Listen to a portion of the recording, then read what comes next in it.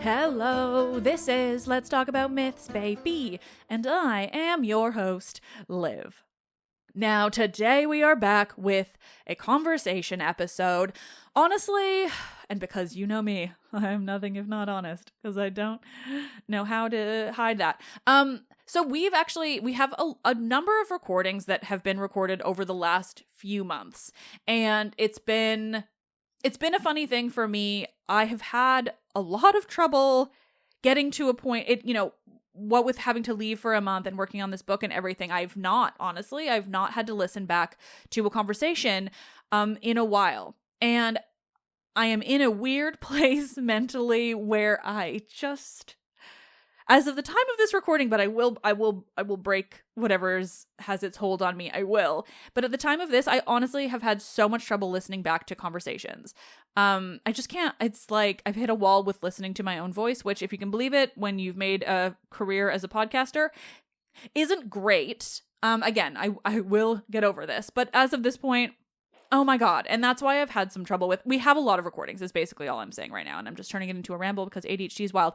We have a lot of recordings that I'm going to get through. But the reason I'm telling you that right now is that this episode was recorded honestly, 2 to 3 months ago. It would have been before I left for Greece. So sometime before June, maybe even earlier. Wild. This is what happens. We bank up a lot of episodes and then kind of sometimes have to sort of put them out slowly.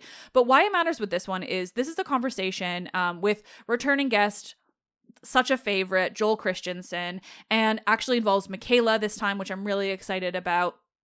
And we talked about the Iliad, but we talked about the Iliad really specifically as we talked about it in this way where, the Iliad has become, it is often used by, I just want to say people, but a very specific type of people to suggest that, this idea of glory in war and the just generally the, I don't know, any kind of glory in war. There's so much more to it, but that's the only phrase I can think of. But we were talking about the Iliad as something that is not about glory in war. That is something about the horrors of war and how war tears apart both sides and neither comes out, what they went in and how war is just terrible.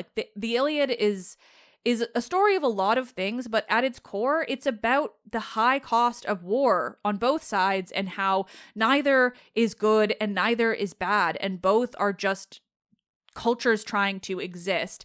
And so, if you can believe it, unsurprisingly, Gaza and Palestine and the genocide happening there comes up. But it was recorded so long ago, and everything just, I'm just so angry at our world, particularly my own country, which was just caught. We all knew they were doing it, but they were outwardly caught shipping arms to Israel despite saying that they weren't. And they've just gaslit us all in their response. Canada is a fucking mess. And I'm so frustrated. And so this episode is really important, and I think it's really timely, but I also know that in terms of when it was recorded, horrifically, this genocide is happening so fast. And they, the people in Gaza are in a very late stage of famine, and I don't even know what to say anymore because it's just so horrifying. And I know that if you're still listening to me, you know that too. So let's just keep screaming, calling all of our representatives, no matter your country. I mean, unless you're in one of the lucky non-Western countries that, is on the right side of history right now. But for the rest of us, call your representatives, go to marches, scream as loud as you can that this is not what we want, that that should not be happening in our names, and that this entire Western colonial project is a fucking farce at best and an absolute tyrannical criminal empire at worst, and its truth. And I just really wanted to say that before this, because at this point I will have listened back, but I don't know quite how out of date it's going to be. But I know we talked about it, and I know it's really important, and I'm really excited for you all to hear this episode. But I also needed to say that too. This episode is really, really powerful because the Iliad is so timeless, and I think that it is so often misused by people, particularly the West, and in its goals for supremacy. And I think it's really important to be looking at this text of Homer's Iliad for what it was back then, and what it is still now, but has been sort of, torn apart by the West. And also, Joel is a fucking delight. It's always so great to have him on the show, and I'm thrilled that we got Michaela as part of this too. The Iliad is her baby in the way that the Odyssey is mine. So this is going to be a good episode, a powerful episode, and hopefully not a too outdated episode.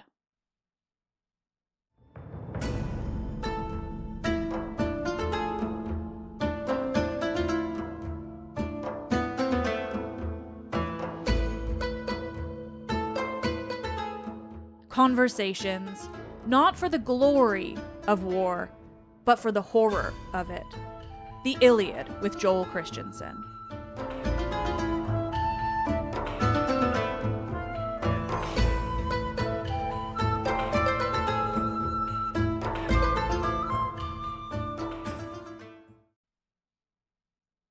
We are back today for yet another episode, because it turns out that Homer is perpetually relevant. Like, who knew? But specifically, people, I don't even know how to broach this, but we're talking about the way terrible people misunderstand the classics or misrepresent the classics, or Homer specifically, and the Iliad, and how it's not about the glory of war. And I don't know if it should be about this, but I do think it's really good timing. And I hadn't heard what you mentioned earlier off the mic, Joel, but do you want to recap that slightly and tell us a bit, or let that lead in? I mean, first, Liv, thanks for having me back again. Nice to see you. Nice to meet you, Michaela.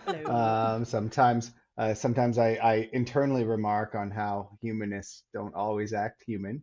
And that's me. But all right, so let's set this. I don't want to set the stage. I don't want to imagine what it's like to be Joe Rogan and Musk in a conversation. Except I imagine it smells something like skunk weed and Axe body spray. But I think that's unkind to weed and stoners, just like as one. I said skunk, like it's bad stuff. I think it's okay. Good. Okay, yeah, right. Terrible weed. Got it. Yeah, right. And too much of it. Right? Yeah. Like it's not even done intelligently. Anyway, so Musk was having a conversation with Rogan and said, as part of a larger conversation, that empathy is a bug in Western civilization that can be exploited. He says it's a fundamental weakness of Western civilization, and he made it as part of his opposition to diversity, equity, and inclusion.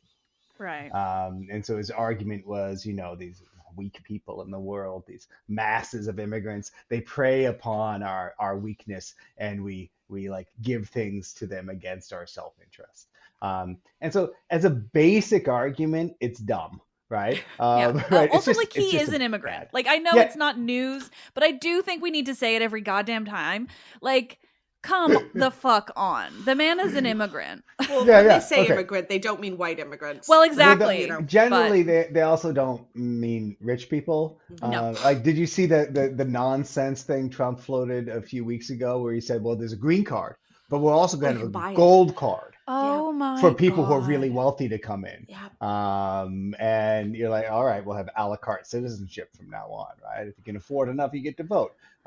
But to go back to Musk and his ridiculous comments, is without even thinking about the canard of Western civilization. Just the assertion that there's this exploitable weakness that makes governments and people go against their self-interest. I mean, I would like to see any government that's actually done that. I don't really know of any that have. Maybe I'm wrong. But then to go to the Western civilization thing, I mean, look, ideas about civilization only exist in terms of opposition anyway. right? Like you define it against what it is not. But if we were to say there is such a thing as Western civilization, I would say, well, let's look at the list of things it's done for the past 150 years or so. Well, let's go back, our shared American heritage, 300 or 400 years ago. And what I see as wealth built off of exploiting and killing indigenous people off the transatlantic slave trade, and then increasing numbers of genocides in the 20th century that really points to anything but empathy playing a giant role, right? And then, and so, I wrote this op-ed about it for Neos Cosmos, this sort of Greek diaspora newspaper. And one of the things I emphasize is, well, look, one, it's a simplistic and stupid notion of culture, right? No culture is just one thing. And in fact, successful cultures contain their own negation within them, or they contain like their own counter arguments in order to act against them, right? And so you can say, look, whatever we call Western culture may have notions of empathy in it, but where you find empathy is always in the voices of protest and antagonism against the core of power, colonialism, imperialism. And the very texts that certain conservative groups and people like Musk want to raise up are those in which it's really all about how damn hard it is to actually have empathy. And so three things I bring up, pretty quickly. I don't love to talk about Jesus of the Gospels, but he seems to me to be pretty clearly a dude who's saying maybe you should think more about other people, right? And put yourself in their place. And then, Platonic philosophy is at the end radical for its time when Socrates says it's better to suffer injustice than commit it, right? And then you move from there to other places, tragedy and Homer. As Aristotle says about tragedy, and Aristotle is not someone I would say would uphold empathy as a value, but he sees tragedy as functioning almost exclusively to inspire us with feelings of pity and fear, so we achieve recognition of ourselves in the other, right? Wow. And achieve catharsis. Like, what the hell is tragedy for? And then we get to the Iliad, right? And the reason I end with the Iliad, and I like to think about it and why I think it's good for this conversation, is Musk has tweeted before multiple occasions on how people should read the Iliad. And I think it's because he saw the movie Troy and wants Brad Pitt hair and bod, and he's not going to get it, right? But beyond that, it means he doesn't really understand the Iliad. Because the Iliad starts with someone I would even dare say could be a Musk analog, right? A Nepo baby fail son who goes abroad and like makes trouble for other people because he's always putting his own interests ahead of them, right?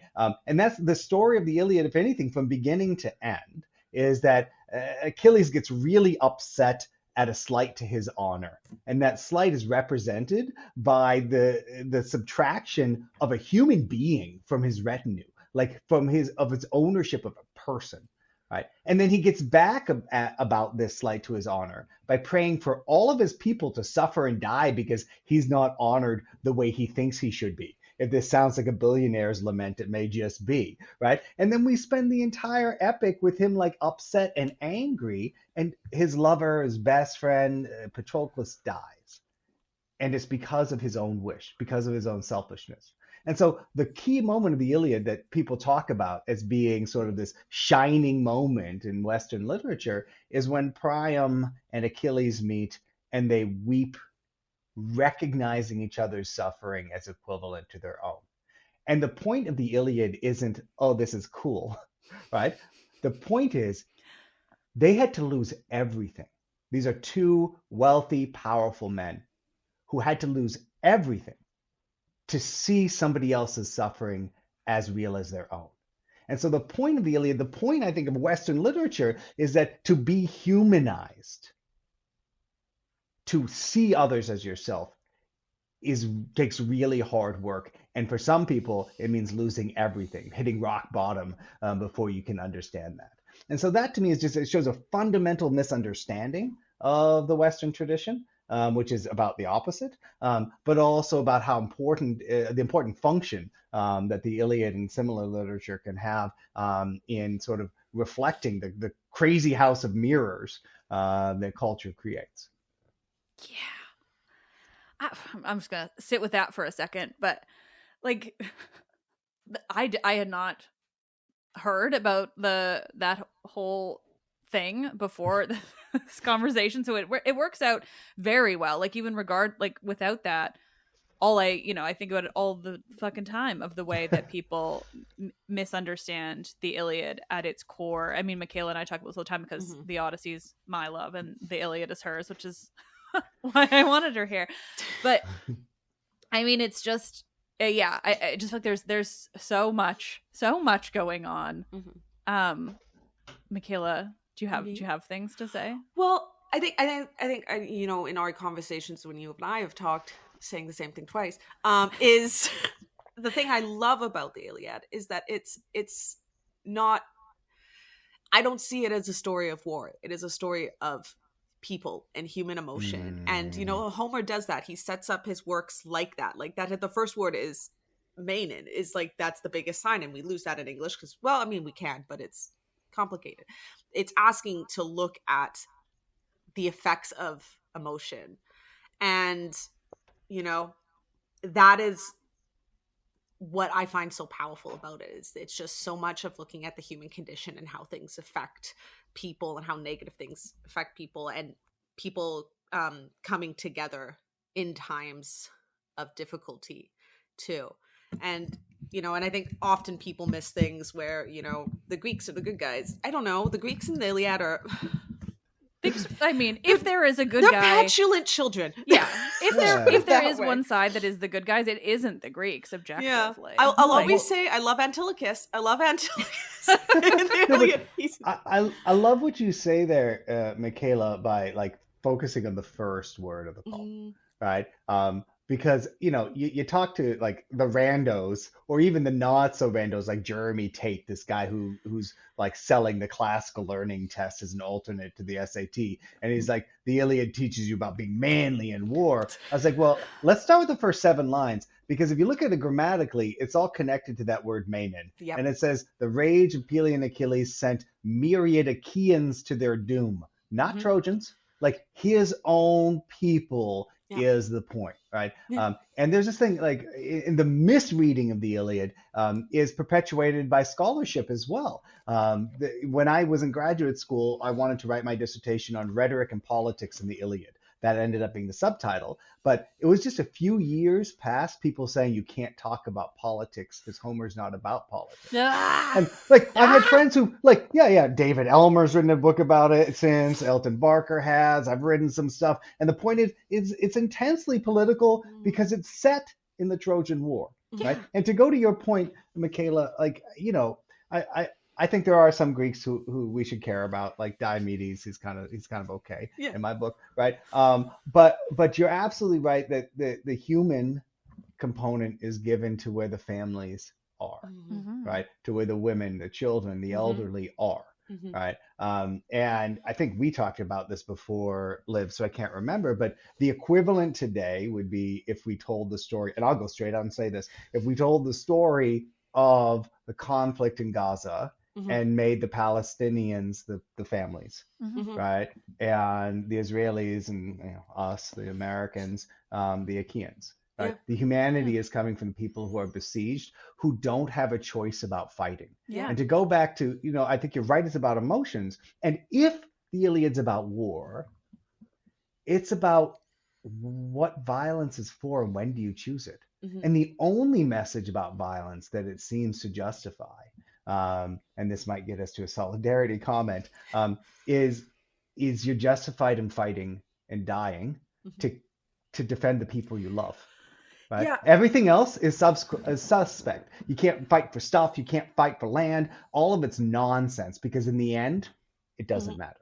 Yeah, it's like the conversation between Hector and Andromache, where she is like, why are you doing this? Look at your child, blah, blah, blah. And he's like, it doesn't matter. Like, I have to do this. This is about, regardless of what happens, like, it's going to be bad for you.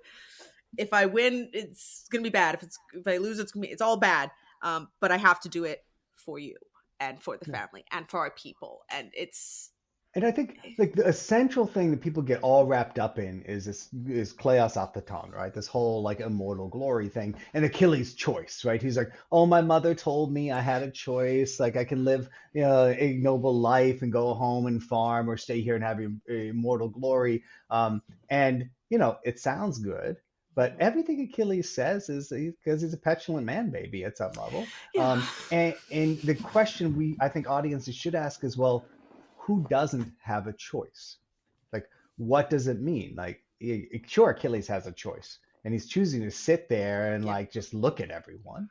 But Hector doesn't have a choice. Priam doesn't have a choice, right? Andromache, Styanax, they don't have a choice. Mm-hmm. And so, if the Iliad is about war, it's about non-combatants, and as much as it's about warriors. And this whole like Iliad manliness thing, well, primarily it's coming from people who've never like been near violence, but it's also, I think, coming from people who are suffering from a fatal lack of empathy.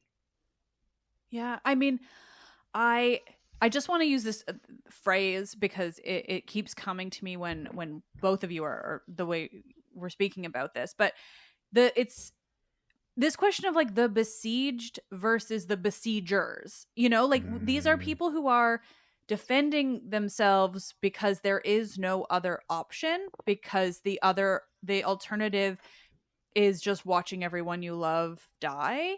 And then it's the people inflicting that, and somehow the sort of morality has been lost of that, and it's just on its face. And maybe this is where empathy is like just this big problem, because it's like, to me, it is on its face absurd to suggest that the Greeks are the good guys, that Israel and the Americans are the good guys. Like, it is on its face absurd to suggest that the people doing the destruction, the people initiating all of this mass murder, mass death, genocide, like, are somehow the in the right. And it's one of those things. I mean, this is true of everything going on in the world for the past few years. I mean, obviously, like, it's been going on far longer, but certainly with like my own cognizance of all of this, like, it makes you feel like you're going a little crazy, because it seems quite clear like where the empathy should lie. I wanted to say pathos, but like that, like just where that, like what we should be feeling in these moments. And that's why I wanted to talk about the Iliad so specifically too, because it is used in this way that is just so diametrically like opposed to what is actually there. Yeah, I mean, it's shocking. And there's this, Michele, I'm sure you know this passage, but it's something that's been really sticking with me for a year and a half now for various reasons. And that is the beginning of book 6, right? And so Menelaus, there's a whole series of battle vignettes that's building off of what happens at the end of book 5. And Menelaus captures Adrastus. And Adrastus grabs him by the knees and says, ransom me, like send me back. And Menelaus says, okay, I'm going to do it. And Agamemnon grabs him and says, what are you doing? Right? What are, the Trojans are your enemies. Like, we want to kill all of them, even the babies still in their mother's wombs. Right? I mean, Agamemnon, to my mind, pretty clearly says, commit genocide. Yeah. And the reason's important at the beginning of book 6 is it sets up what follows, which is first, the almost comic and absurd armor exchange between Glaucus and Diomedes that makes no sense unless you see it as reflecting conventions of exchange that have just been transgressed. And then you get to the scene in the city, which culminates with a Styanax. How can you read that book 6, or listen to it and not make the connection from what Agamemnon says to what a Styanax says? And to go back to what you were saying, I mean, one of the odd things about the Iliad is that Hector keeps being depicted by the Achaeans as something really evil, right? He's called manslaying Hector, right? Androphanos. And Achilles builds on that. He's like, oh, you'll all be praying for me. You'll have longing for me when manslaying Hector comes after you. But should he not be a demon, right? Who of us would not pray to have that kind of fight in us to defend the people we care about. To go back to that thing, I mean, the Greeks had a choice. They chose to invade. They chose to set a siege. And then they're going to complain that Hector's murdering them? Yeah, so I've been in my Latin class, we're translating book 2 of the Aeneid. So, you know, this is centuries after in Rome, but there's one part in it where it's saying, like, what does it matter if this is done by trickery or by honor? Like, Yeah. like this is for survival, because, you know, it's all from like, the Trojan perspective. This is the siege of Troy. But yeah, like it's what can you do? What happens when that choice is taken away, when you are stuck in a situation? Can you blame someone for protecting themselves from slaughter? Do you really want them to just lay down and take it? Like, come on. That's ridiculous. I mean, they're in the way. Yeah. The Trojans are in the way of the siege of Troy.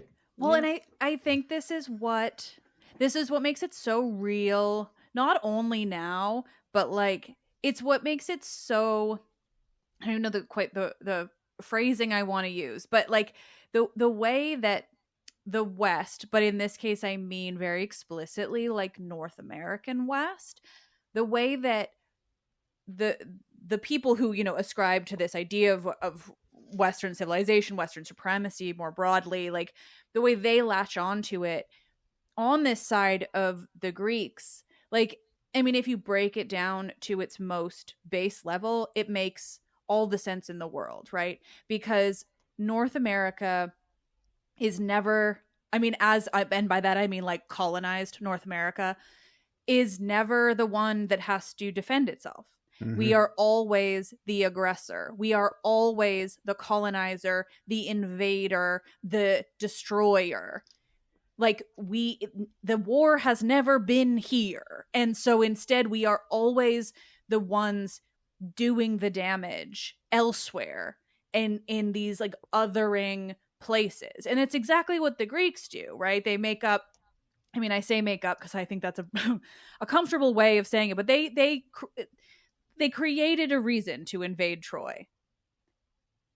Like it was, we could say that pretty clearly. Whatever way you want to do it, like blame the gods, whatever. They created a reason to invade Troy, and then made it all about their honor and their, you know, needs. And it's just, I mean, you know, comparing it to the Iraq War is very obvious, but like it's literally everything North America has done.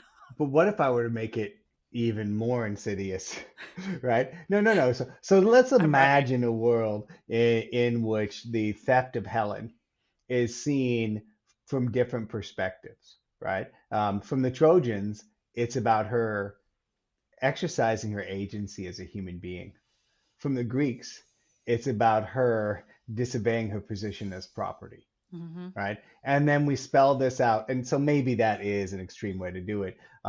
But I don't think you can take away from modern reception of it, especially among certain bros, the desire to control women and also to treat women merely as a token of their self-esteem and position in society, right? And so I think there's very little, you don't get any questioning in modern conversations about whether or not it was a good idea. They're just like, yeah, they took Helen, so they had to go do it. Like, even if you read Herodotus and Thucydides, they look at it and they're like, this is some specious shit. Yeah. Right? Like, this is weird. Manufactured consent. Like, yeah. Like, are you sure this is why people go to war? And they come up with different reasons, right? And Thucydides are like, well, we all know the Greeks were always pirates and raiding each other. And Herodotus is like, you know, there's generations of people stealing women, I guess, you know. Like, but it's so like it's all about. And so maybe go back to a minute to the Odyssey, Liv. But one of the things I find fascinating now, years after studying, or after years of studying the Iliad and the Odyssey, is how many of the more pernicious aspects of Western civilization are anticipated by it. Right. So in the Odyssey, what I see is those passages with Polyphemus and his islands, where you really see a proto-colonizing perspective there and proto-racism. Edith Hall has this book that's recently out where she talks about the Iliad, in fact, as being a reflection of our relationship with the environment, of our destructive use of it, and really sort of like the seeds of a totally consumptive and corrupting approach to the world. And so this is where we get into trouble, or I get into trouble with the general public, where I'm like, look, our problems are inscribed from the beginning in these texts, but partly it's because we misread them and we don't understand where they're self-critical and not. I actually think the proto-colonizing view of the Odyssey is probably a feature of Western civilization, not a bug. Whereas I don't know. no. But in the Iliad, I really think that the Iliad is fundamentally critical of aggressive war. And I don't know, Michaela, how you feel about that. Oh yeah. Oh, 100%. It is a critique of war, and I think it is a critique of the horror that happens, especially for selfish reasons and selfish gains, and of not treating others like people. Like it's I don't read it as a book that's like, wow, look at these manly men off to war. I'm like, I think it's literally like, oh my God, look at all the bad shit that happens when you just go out and start killing people. Like it is a book that is so critical of what is happening in the thing. Yeah. No, and I think that like it points a lot to the dangers of any narrative, which is like sort of misreading, right? That so many people are read this and think, wow, this is awesome. I want to go die with a spear thrust through the back of my head. Nah. Does not sound nice. Doesn't sound good. No, not at all. God. It's absurd. Yeah. But again, I mean, that's where we get to. I mean, it is, and you know, I think I really like, Liv, your emphasis on the particular embrace in the U.S. and Canada, because we have been safe from state to state violence. Right. I mean, until we make you our 51st state. Yeah, it's changing now. But I mean, I think the Iliad is read very differently in the middle of war, as Simone Weil's, you know, Iliad, a poem of force shows. But it's still, you know, it's strange to me that so many of our, you know, scholars from the Western tradition, 18th, 19th, 20th century, come from war backgrounds, right? Or at least come from aristocracies where some people are involved in war. And the poem is not, in that context, from my readings, seen as anti-war at all. So I'm wondering what we're missing.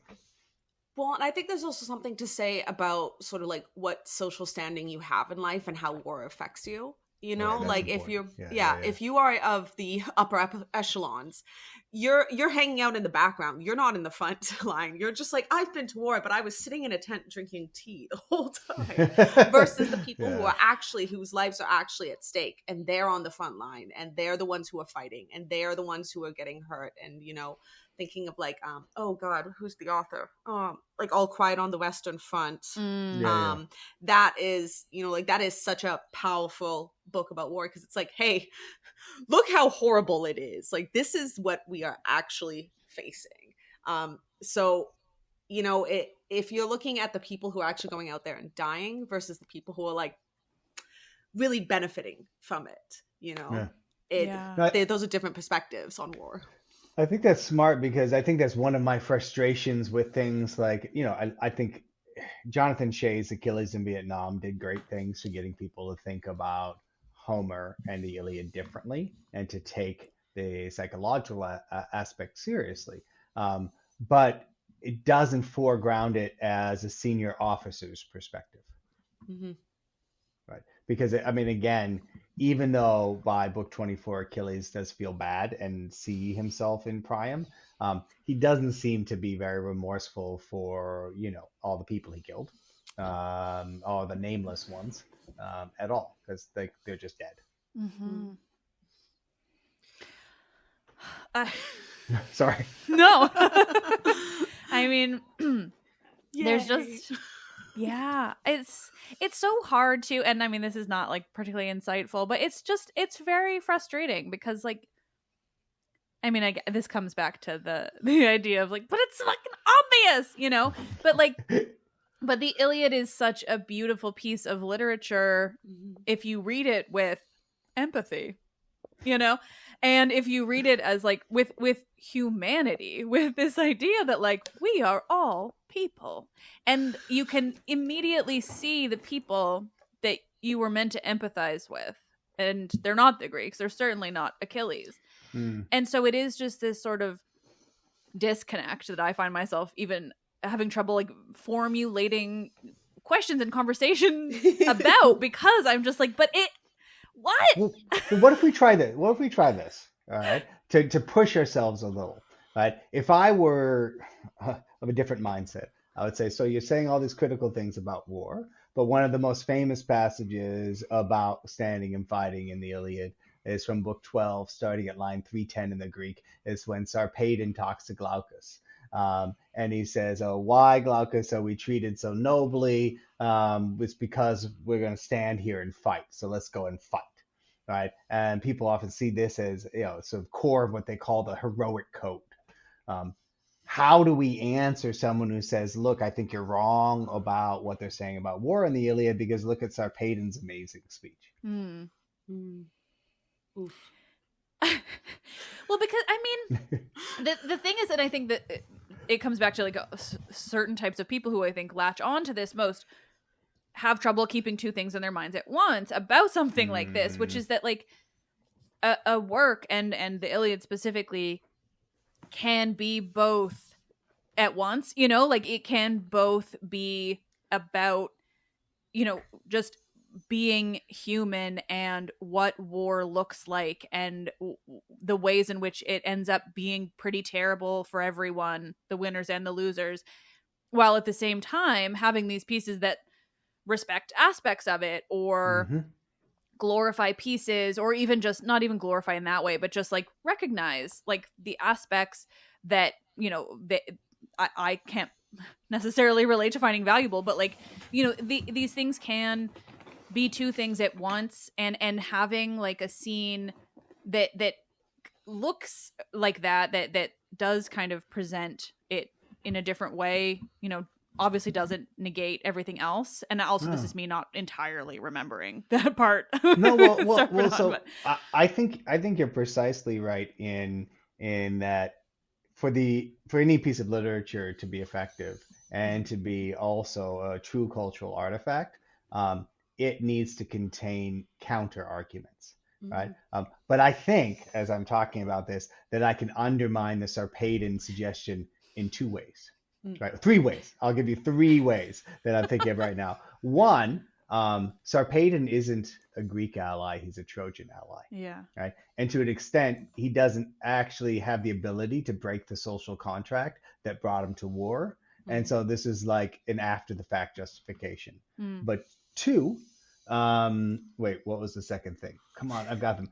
Two, I actually think it may also be there, like many of the ideas in the Iliad, for us to respond to its verisimilitude or its absurdity, right? Like, it's actually kind of ridiculous that, all right, so people at home give you the best cuts of meat and they treat you like a god, and now you have to go and fight and die for someone else.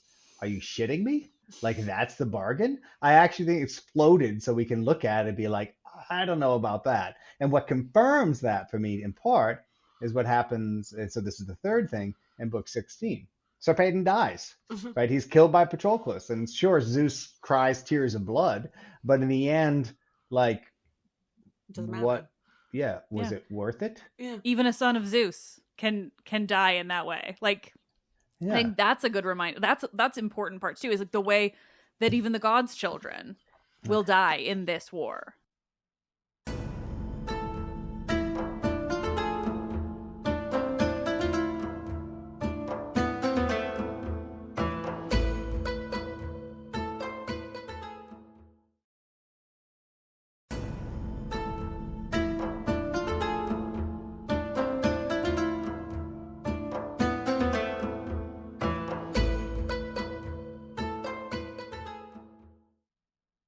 And I think the tight narrative arc there is meaningful as well. It's not like he said it in book 1 and then died in 24. Like, it's within 5 books, right? And it's at key moments. Like, he speaks right before the Trojans break through the wall to the Greek camp, and right in the middle of Patroclus's Aristeia. And so the epic is like pointing at this guy to make us think about it. Like in the best case, you get to be Sarpedon. Even that, I'm like, right? It doesn't seem like such a great deal. Yeah. Yeah.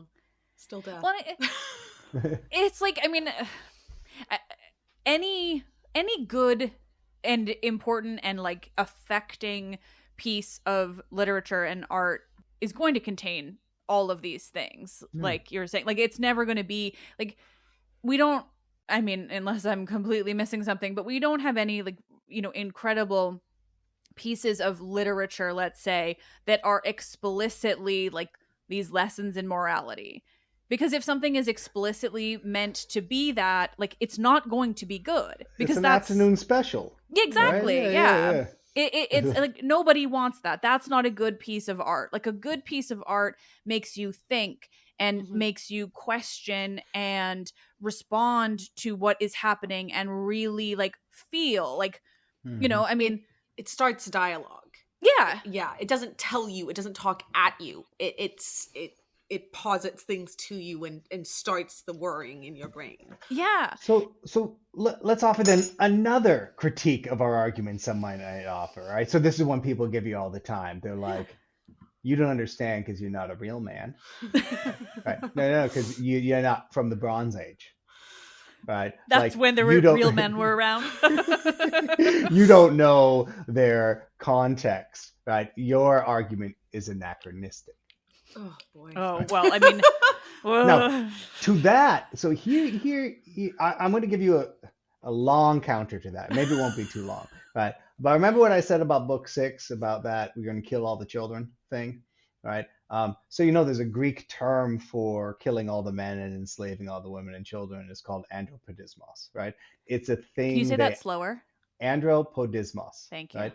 It's a thing they actually did, right? And we know they actually did it because of inscriptions, but we also have the great drama of Thucydides to tell us about what a big deal it was. And if I may belabor it and remind any readers of what happens in Thucydides, there are 2 moments that still make me cry to this day, right, when I think about them too much. First, the Athenians are having a conflict with the city of Mytilene, and they decide, all right, we're going to vote andropodismos on these people. And they send their army to do it. And then the next day they get up and they're like, that was a bad idea. So we're not going to do it now. Instead, we're going to send out a ship to row really, really fast to recall the order. And they do it. They get there. And it's a victory because like the democratic people of Athens have decided not to put all their like allies to the sword and enslave all the women and children. Cool. If the history had ended there, we'd all be like, that's really inspiring. Unfortunately, what happens later is the island of Melos, an ally, rebels. And the Melian dialogue is one of the things that I wish everyone would talk about the Melian dialogue and not the Periclean funeral oration. Yeah. I have some feelings about that. Read a huge portion of it in January on the show. I think it's a psyop. Let me talk to you about that in a minute. Right. But so the whole thing, like the most experimental part of Thucydides' Peloponnesian War is the Melian dialogue, where the Athenian envoys, mostly unnamed, go and talk to unnamed Melian leaders. And basically, the whole argument is we're big and tough and we can do whatever we want to. And you just have to deal with it, which has nothing to do with the values of the city-state, etc. And then the people of Athens vote andropodismos for Melos, and they carry it out, right? And so this stuff actually happened to the people who were reading the Iliad, experiencing the Iliad and the Odyssey. And you're telling me, so I'm now talking to a Jeremy Tate, Elon Musk figure. You're telling me that the people who saw their very countrymen in threat of enslavement and murder are listening to the Iliad and thinking, yay, let's do that, right? And even if some of them are, because let's not forget, the Athenians signed up for this, right? They did this to their own people. It doesn't mean there's unanimity, right? It doesn't mean everybody in Athens is like, that was a good idea, right? Just think about our countries and, you know, the extent to which we're all complicit in their crimes, but we're not all like proud of it. And so when I think back to this, I think like, there's this stuff that classicists do where they say, well, you have to divorce the literature from its context. We don't know what they're thinking and feeling. The example I always use is, well, that's nonsense, because in 429 BCE, when people dying of a plague, Sophocles decided to tell the story of Oedipus in the middle of a plague, right? Like, I don't think that was accidental. I don't think he was just accidentally riffing on a plague. And I think back to Euripides wrote the Trojan Women very shortly after the Melian. Right, like all of that stuff. I mean, and then I think back to our own lives, right? I moved to New York City 3 months before 9/11. I was there like half a mile up from where the towers came down. I cannot go to New York City and see the memorial without losing physical control. Like my heart rate goes up, like I can't talk. I didn't even know anyone who was in it, but as part of the experience of streaming out of the city, right? It's such a strong memory, right? It is part of who I am, and I have a physical reaction to it. Like, why would we imagine that the people of the past were any different about violence? Like, that's insane. Like, we know neurobiologically that human bodies haven't changed, our minds haven't changed, like our values and caring about people. We know from the Iliad that Hector cares about his child, he cares about his wife cares about him. Like, people have feelings. So the whole notion that our argument that the Iliad's anti-violence is wrong because of anachronism is just pure denial. Yeah. Well, it reminds me of I mean, it's such a similar argument when people want to divorce any kind of like modern morality ideals from the ancient world. Like I mean, I think about this all the time, but like I have spoken to experts in this field, and specifically experts on women, who have like refused to conceptualize the idea that the ancient Greeks understood rape as a trauma. And it's like, do you think that because women didn't have any rights, that rape was not conceptualized as bad? Like, but it's this idea that like we can't place modern things onto the ancient world. It's like, no, we were all people. Like, we did not fundamentally change as a species. These things, rape, war, trauma, death, like these things are human, and it to divorce the text, the people, anything from the ancient world from that humanity is so unkind to everyone involved and everyone who will come after us. Mm-hmm. Like, it's on its face so gross and privileged and nasty. And you see that also pop up when you talk about like how like child death would have been like, easier because it's more expected. And like, I think that's ridiculous, because I'm just like, what do you think losing, like, just because children were more likely to die in antiquity, do you think that made it less hard on the parents? That's such an unkind thought. And I just think it takes humanity out of ancient people. Mm-hmm. It's also, I mean, to go to Liv's earlier comment, it also goes to the people making the comment. Yeah. Right? Yeah, no, exactly. I don't know any woman who has thought of bearing a child or is born a child who would make that assertion. Yeah. Right? And even like those of us who want nothing to do with children, it's very reasonable. No, Ridiculous. No, I said who had thought of it. Well, I've never thought of it. No, but the thing, look, we don't have any literature from Greece that's not through men. Yes. And don't mention Sappho, because Sappho was only saved because men liked her. Yes. Right? Or accidentally. And we've lost the entire tradition of women's song and myth. And that's assuming that and that's stating a fact that most people won't accept, which is that they did exist. Mm-hmm. Right? There were entire traditions. A friend of mine, Homerus Andromache Karenika, who teaches at UC, I can't remember if it's Davis or Irvine, but she wrote a book about women's work songs that just started to touch the surface of the songs that we've lost from antiquity. But if you can get a sense of it from medical literature, Like if you do a deep dive into Galen and Hippocrates, the information about women's health is pretty damn limited. So on Friday, I released the first part of at this recording, the first part of my episode with Christy Vogler, looking at like Hippocratic like history of medicine leading into women's health, and part 2 is coming out this Friday as of recording. So yeah. No, but this doesn't mean, so all you need to do though is spend some time in some non-textual, non-Western medical traditions, right? And suddenly you realize that, wait, there are women's health traditions. It's just the women control them, and so they know about them. Yeah, and so then we've it's just been removed from our history in a lot of cases. There is some access to the information, or at least the magnitude of what we lost. If you look at the fragments of the catalog of women, right? So Hesiod's catalog of women is the story of just the creation of the universe from the perspective of the women who bore the heroes and the men. Right. And it is just an outline, but it gives you a sense of how much deeper of a mythical tradition there was than is told, and how you can look at it differently.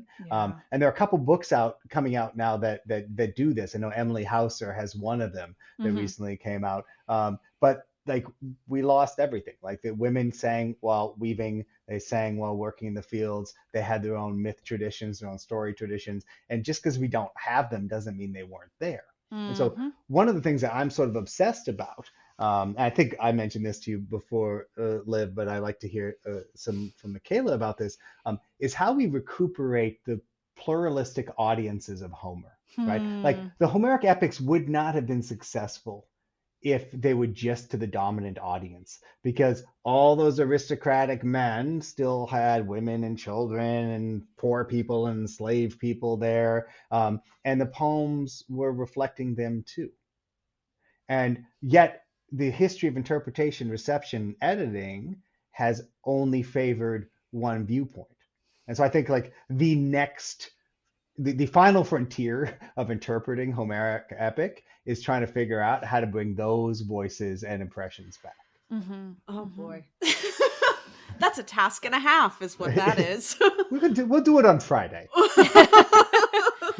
I mean, that is part of our like collective ideals and the values we're establishing, is the acknowledgement of all of that it has that it existed and has not made it into our histories. And I want to hear what you think, Michaela, please. But like I also just wanted to add that because I think it is so important. It's what we think about all the time. But I think it is about it being accessible to people outside of sort of like the dominant cultural position. You know, you'll never know what the general public thinks about it unless they have accurate accessibility to it and thoughts about it, you know. And it's hard because like how do you make it accessible within context, but also how much does that context matter? Because at the end of the day, what is, you know, I will perceive the Iliad constantly, consistently through my own cultural experience, you know, as an Indigenous woman in Canada. I can't remove that from myself. And when I approach it, it'll always be there. And so I don't know, this is where I get really like, great question. I don't know, get more people reading it, but also make sure they have the right context for it, but also context. But also how much does context matter? Because at the same time, it's like, what is the cultural bias that envelops each person as they interact with it? So I think even just talking about that cultural bias though too, just because that's not talked about enough, is that everything is existing within this bias. Yeah. So it may seem self-serving that I think one of your first answers, have more people read it, is a good one, right? Well, I think it's true. Yeah. But it's also, you know, I think communities of interpretation. Yeah. Right.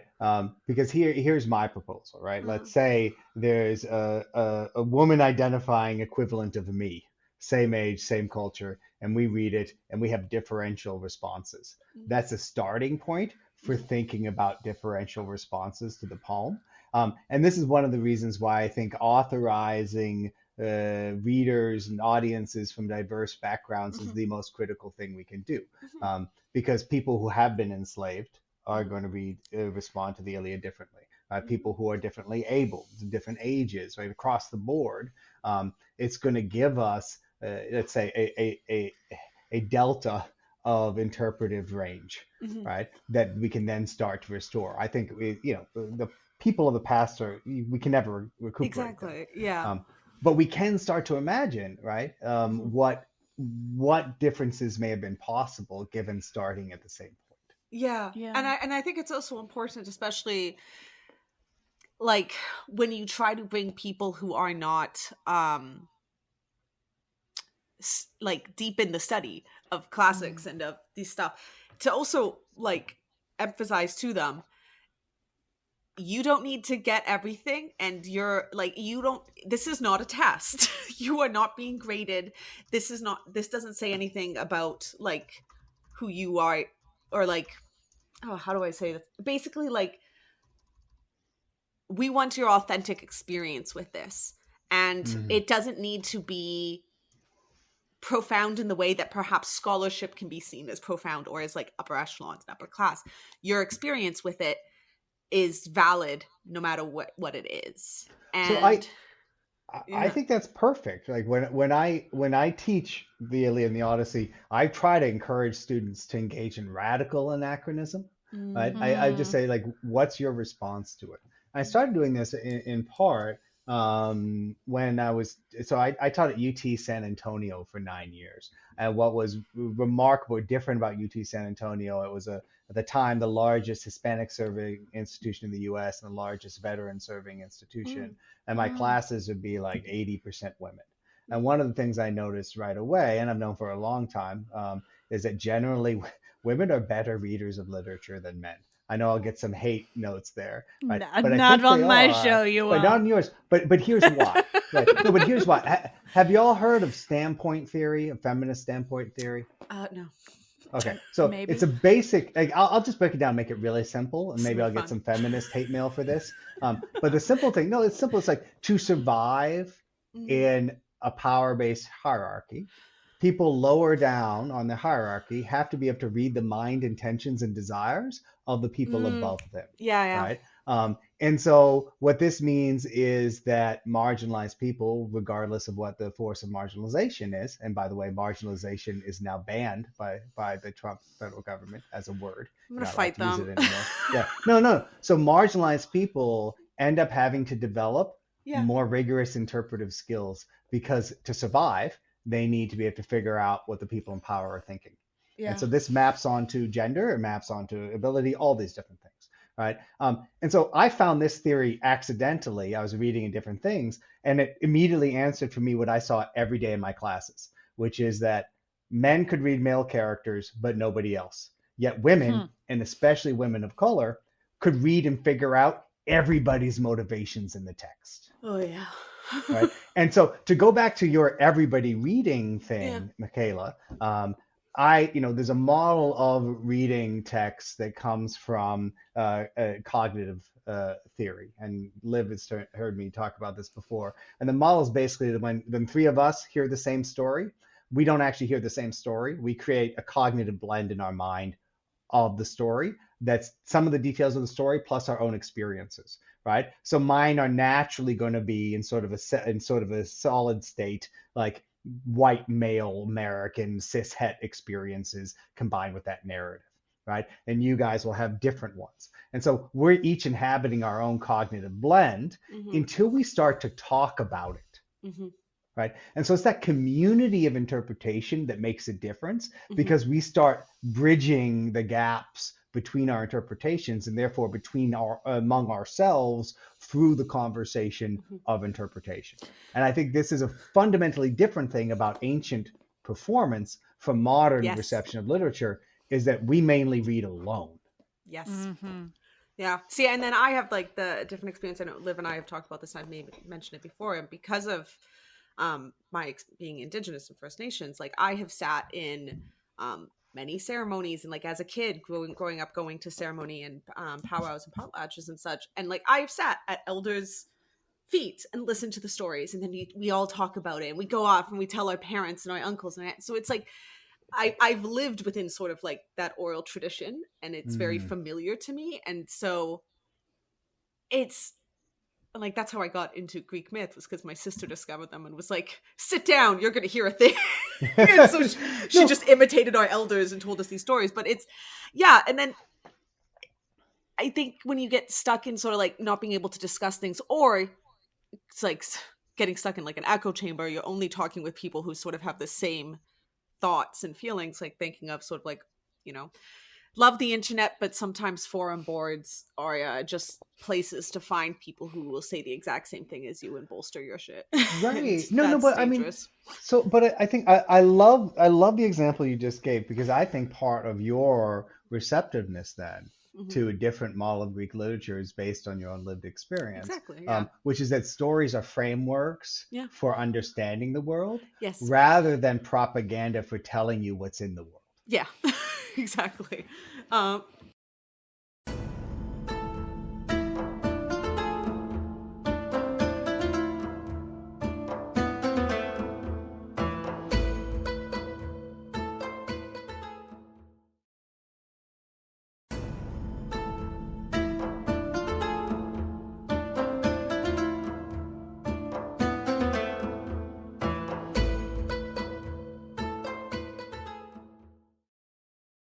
Right. But to go back to our opening fool, Elon Musk and the champions of Western civilization think that they're scripts to tell us how to be, not dialogues to make us question that fundamental precept. Exactly. Yeah. Yeah.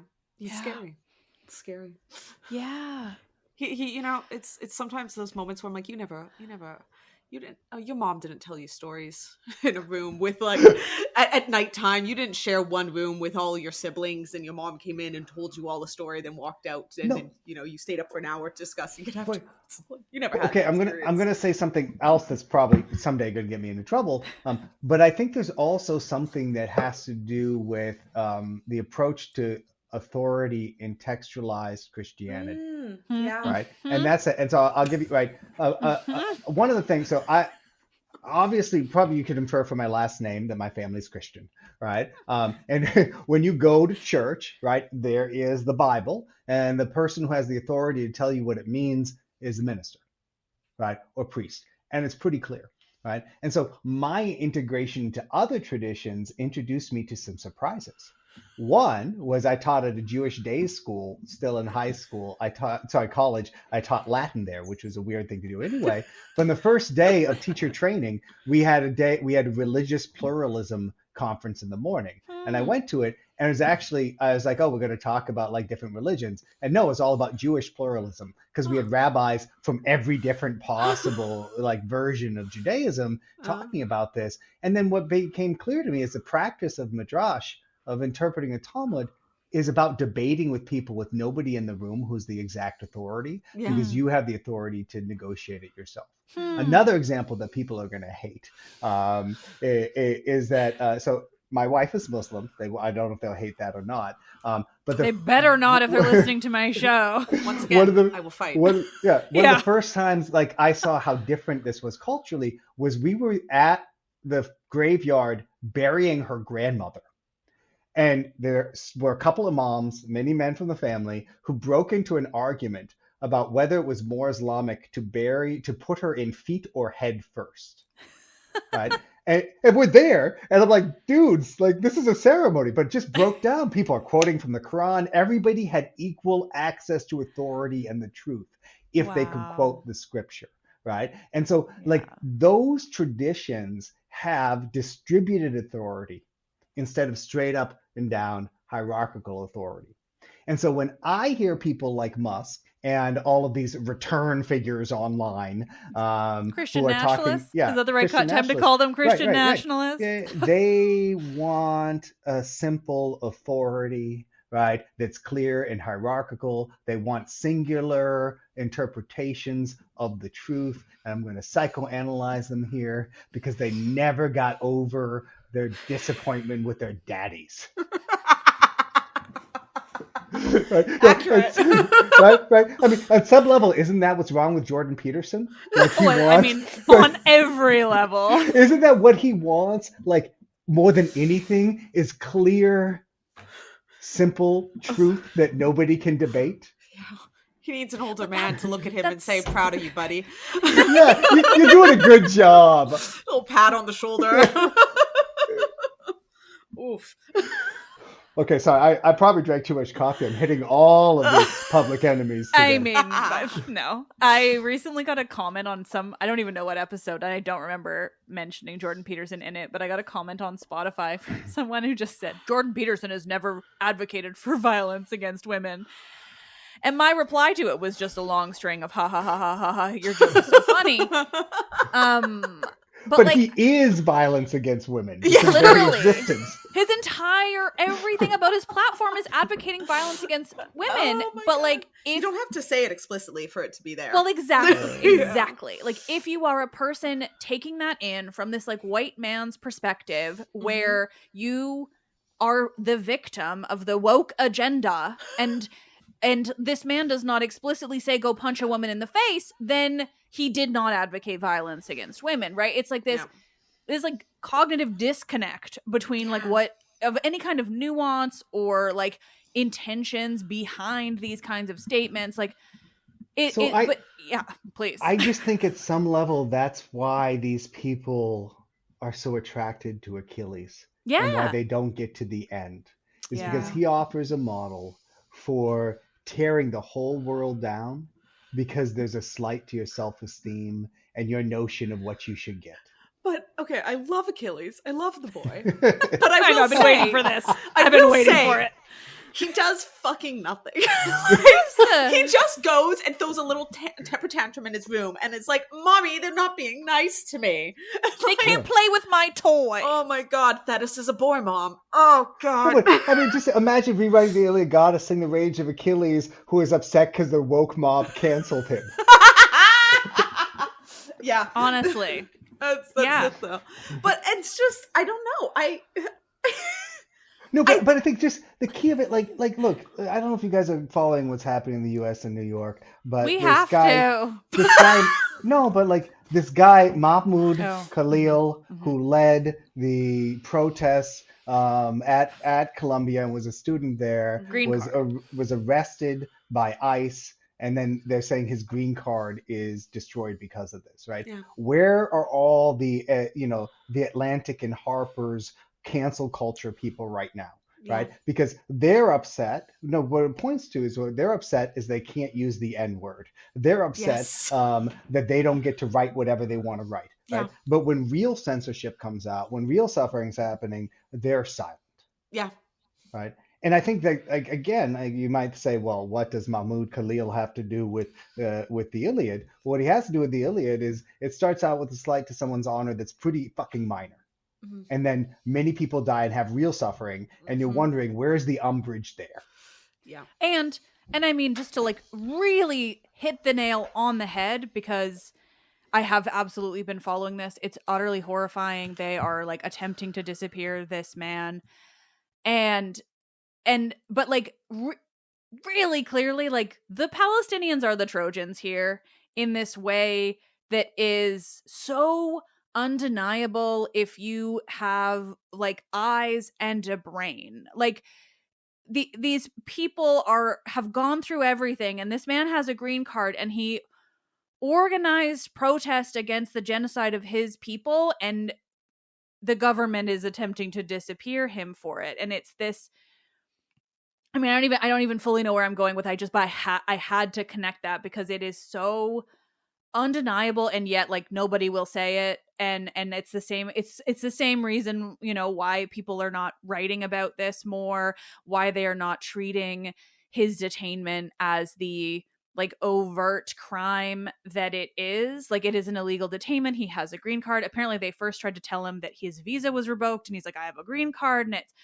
it's terrible. And they've hung up the phone on his lawyers. It's overt. It's so on its face illegal.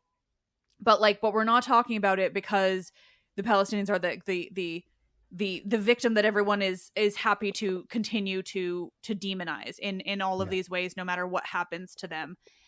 And I don't know where I'm going with that, but I just had no, had to say, I mean, to take it back to Thucydides earlier, please, right? yes. I think at some level, like, an evaluation of how humanized you are and your ability to feel sympathy is where your priorities rely on hierarchy and power, right? Like, if you're siding with the bully, if you're siding with the expansionist, if you're siding with the imperialist and colonizer, you're probably on the wrong side, right? You know, like, again, but take it back to the Iliad, like, who has the choice?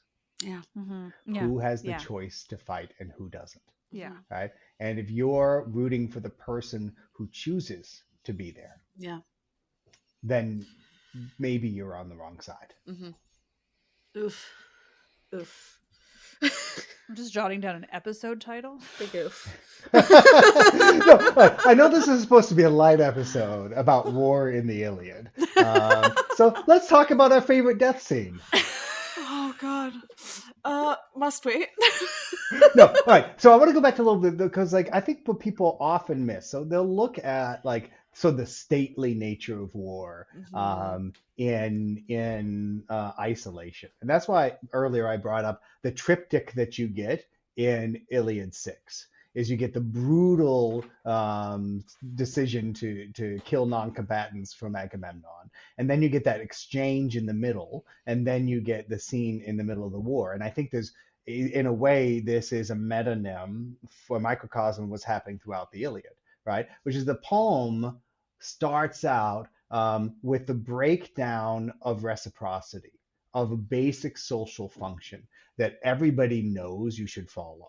Right. So my friend David Elmer's book, The Poetics of Consent, starts with that scene when Chryses comes and says, "I'm going to give you this ransom. You're going to give me my daughter back." All the Greeks shout out, "Yes, do it!" Right. And Agamemnon's like, "Nah, I'm going to go against the communal opinion and what everybody else has said is right, and just do whatever the fuck I want to do." Right. Everything falls apart, and so the thematics of the Iliad aren't closed until the right of exchange is returned, right? And this happens multiple times in book 24. And the first is the argument, or really the court case, the International Criminal Court, where Hera argues for the right of Achilles to continue mistreating Hector's body. And Apollo is like, no, that's nonsense, right? And this goes back in part to what Zeus says about Sarpedon, to get back to my Sarpedon comment in book 16, which is that the gerastheronton, the right of the dead is burial and memory, right? And so part of what's happening in the Iliad, that again people miss, is it is trying to establish what I would even at this point consider a universal bill of human rights. Right? And that's that you accept exchange that's fair, even in war. You bury the dead, and you acknowledge each other's humanity. And that's where we are at the end of book 24. Like, it makes, like, everything that happens in the Theban war saga, we're like, oh, we're so upset that Eteocles and Polynices aren't both buried. It's prefigured by the Iliad. That's going out there and saying this is the most basic fundamental human right to be honored in death, right? And then to accept a fair exchange, and then as well to allow people time to remember the dead. I mean, like, that is where the poem is going. And anybody who says, well, it's about glory and war, like you didn't read to the end. Like, you got to get to the final book before making sense of it. Yeah.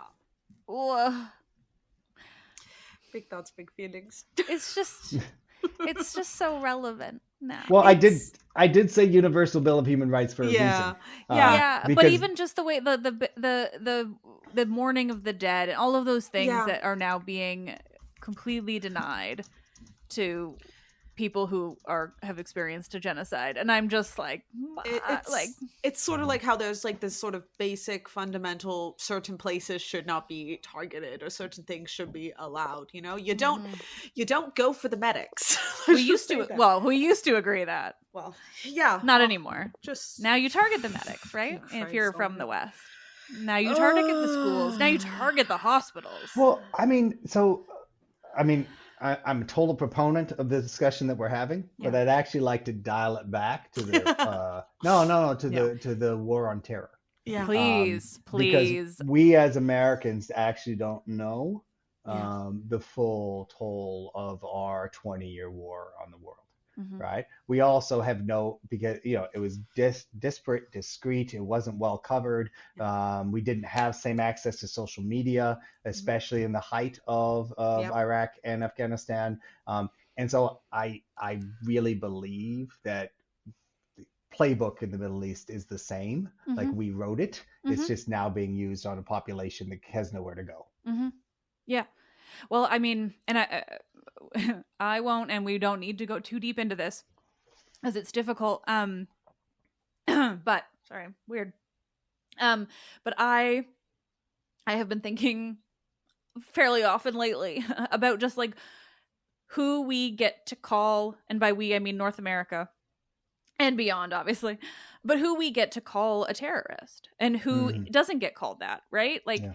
Who maybe are like sometimes, I mean, I don't know. It's so hard to say, but yeah. But I think you can make this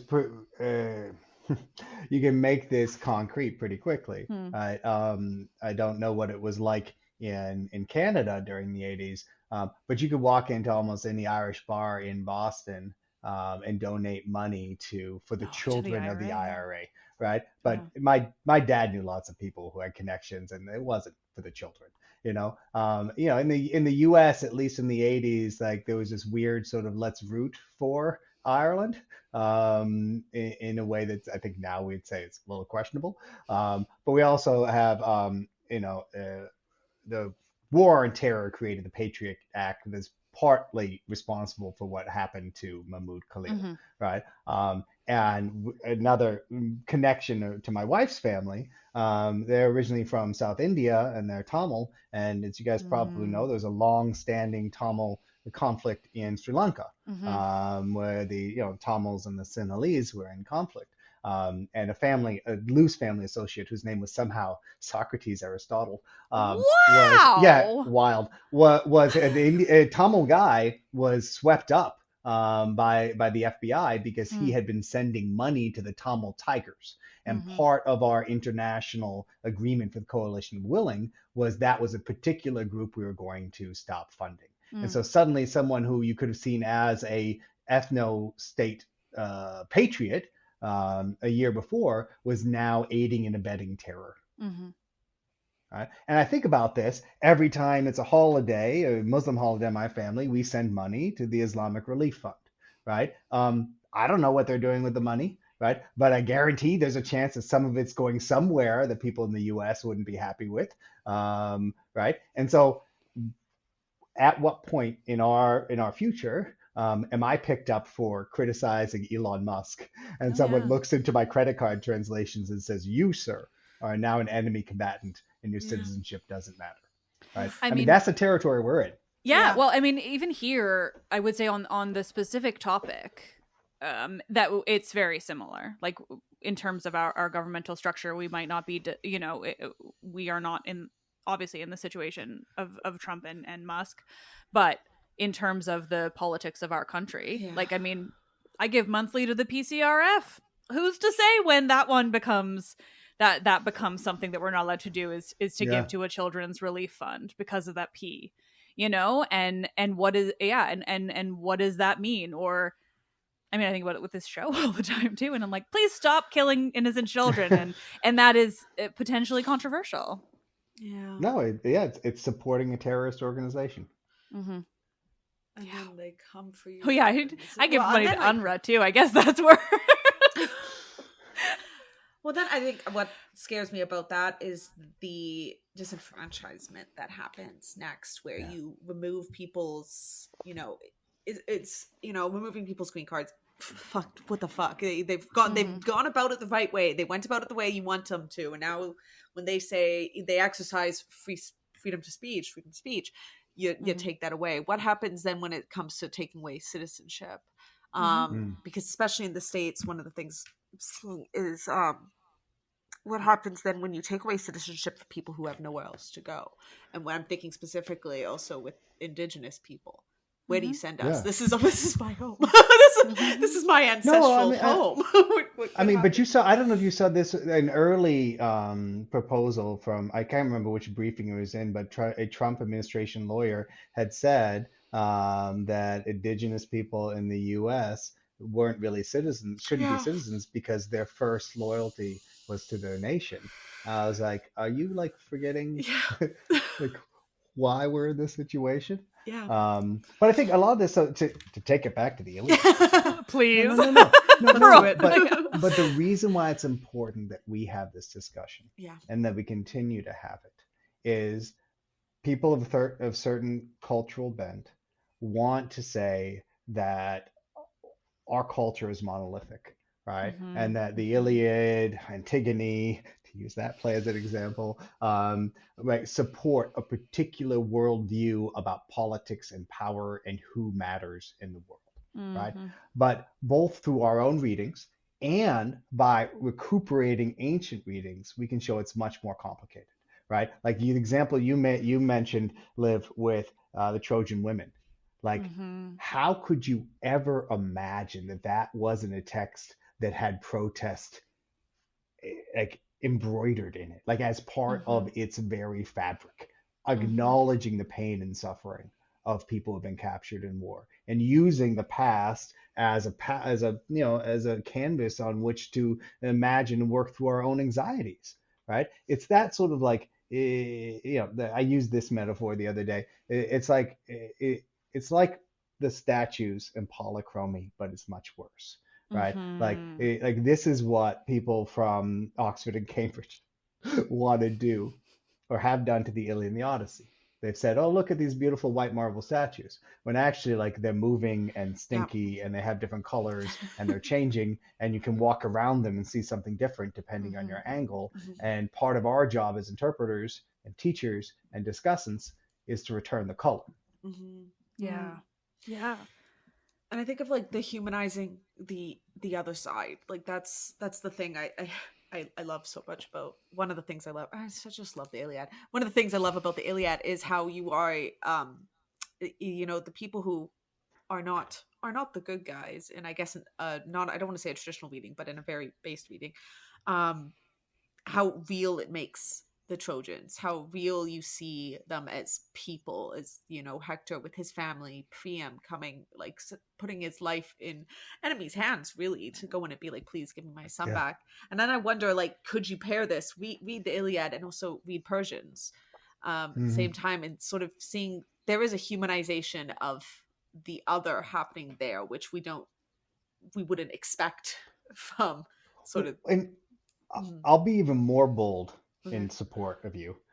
But first, I'll give an anecdote from the movie Willow. I don't know if you guys remember Willow. Right? Okay. It's a weird movie, but at the beginning, the main character is like trying to be a wizard, right? And there's a test, and then one of the questions from the chief wizard is like, in which finger is the power to like control the world, right? And the correct answer is supposed to be your own. Right, but everybody gets it wrong. They pick one of the wizard's fingers. He's like, no, your own finger is the right one, right? And this will make sense in a minute. I think one of the cheat codes to understanding the Iliad happens on the shield of Achilles. And in that scene, there's the debate about, there's a juridical scene, right, where there's a debate about whether or not someone should take money for a murder, right? And there's several talents of gold set aside, but the gold isn't for either side of the argument. The gold instead is for the person who comes up with the best interpretation, right? The person who renders the best judgment is the winner, right? And so, Michaela, that to me is to arm you, because I think that's exactly what the Iliad's saying. Like, yes, the Trojans are preferable, right? I agree, right? But the weight of the entire poem falls on audiences to interpret it well, And that's where the real prize is, because we're not supposed to be getting a static message. No. We're supposed to be walking away with something that helps us to live better outside the poem. Yeah, it's supposed to make you think, make you reflect. Get those cogs whirring. Get them going. No, that's yeah. Yeah. I feel like that. I don't know how you guys feel. That might be a beautiful place to wrap it up, but I also don't want to step on any toes if people have more to say. I think we could go through and we could start and look at every violent moment of violence. We could sit here and talk through the poem from beginning to end. Yeah. And I think we'd get to the same place. Yeah. And the thing is, people should read it. People should read it themselves, yes, but in context. And with people. Yes. With others. Yes. With people that you don't, and you know what? And I think this is also something that this is general life advice. If somebody has a different opinion in you or doesn't like what you have to say, don't take it so personally. It's fine. It's okay if others have that doesn't mean if they're being mean about it, you could be upset with them being mean, but it's okay if they disagree with you. Provided they're not disagreeing on human rights. Yeah. Unless they're advocating for like violence. That other people aren't humans, or their names are Jordan Peterson or Elon Musk. Agreed. And always remember, you know, or Joe Rogan. Whenever you get the chance, punch your local Nazi. It's okay to punch Nazis. That's exactly right. That's exactly on board with exactly that. Yep. And I can't believe that's relevant again. Oh, it's so relevant. I'm pretty sure I ended the most recent episode. I ended a very recent episode instead of saying like my usual tagline. I just said punch a Nazi. So I just think I think that's it's like it feels good though to even say, like, I feel like we also need these things, like like I just, you know, or like burn it all to the ground. I don't know, like there are just these things that I think, these moments of rage that at least for me help, because I think I need to feel that. Otherwise it's, you know, it's despair. Like the rage, you know, the rage of Achilles, but the rage you know, of us all. Maning, right? If we just, like, you need something. That's not probably not great for the whole argument we make. It's fine. It's about, but still. Read the Iliad, read it in conversation, read it in dialogue. Don't be so, let others have differing opinions. Don't be so fragile with your own opinions. Say them with your whole chest. And be okay if someone disagrees with you, because I think that's one of the beautiful things in life is disagreement politely. Because I think it opens you up to seeing things from different perspectives, or perhaps gives you a chance to if you feel so strongly about something and somebody disagrees with you, gives you a chance to learn how to say it confidently and speak why that matters to you. Read the Iliad. read the Iliad. So good. Learn Greek, read the Iliad. No, don't do it, man. It's so rough. I'm with you there. Actually, in the Greek, it is when I read the first time I read Chryses, asking for his daughter back, I legitimately cried. Because I was like, oh, you feel it in a way that you don't feel it in the English. I'm like, oh, damn. I can't read it in English. I'd like to get to that point. This is why I wanted both of you on, because I'm just sitting here with my like I don't want to say no knowledge of Greek, because I have ingested a lot of it and it stuck, but not enough. I've ingested a lot of whiskey and I haven't turned into a bottle. So. Yeah, well. I just, my God, my favorite Homeric Greek word. I think it appears once, and I think it's just in the Iliad. And my Greek professor told me, because she knows that we were moving on to Attic, she says, you don't need to remember this word. And because she said that, I can't forget it. But it's a polyphloisbos. Yeah. And I'm like, I love that one. For me and the audience. Polyphloisbos is like loud thundering, loud roaring. Yeah, it shows crashing. Up. Yeah, in the formula part, then polyphloispolio thalases. And it shows up in very specific circumstances. Yeah, it's the C. It's an onomatopoeia too. I think. It's about the C. Yeah, love it. Anyways, read the Iliad. Yeah, read the Iliad. Read whatever translation you want, as long as it's good. Well, and once again, like, this is a great. I mean, I feel like every conversation I've been recording lately is a reminder of why we're trying to start this collective and just be sharing these things with the context that I think is often so lacking, and through other perspectives that is, again, also so lacking, particularly in the most accessible of spaces. And so I'm excited to be sharing that. This episode will be part of it. Thank you so much, Joel. This has been, as always, really fun. Thank you. And also terrible, but thank you. It wasn't your fault. It was terrible. So, yay! Is there anything you want to share with our listeners, before we go, or anything of that sort? Just all right. Following up on Michaela, read the Iliad, read the Odyssey, read with each other, and do good things.